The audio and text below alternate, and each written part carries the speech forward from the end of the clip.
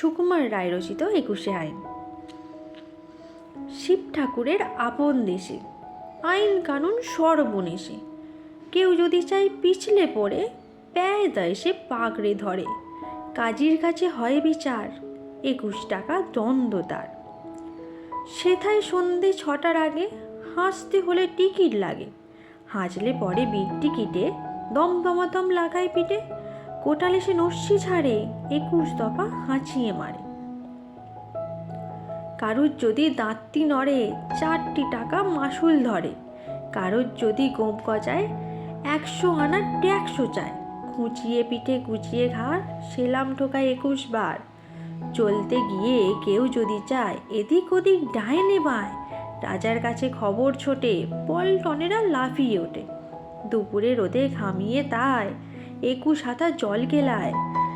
যেসব লোককে পদ্য লেখে তাদের ধরে খাঁচায় রেখে, কানের কাছে নানান সুরে নামতা শোনায় 100 উড়ে।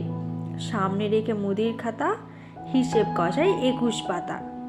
হঠাৎ সে তাই রাত দুপুরে নাক ডাকলে ঘুমের ঘোরে, অমনি তেরে মাথায় ঘষে গোবর গুলে বেলের কষে। 21টি পাক ঘুরিয়ে তাকে 100 ঘন্টা ঝুলিয়ে রাখে।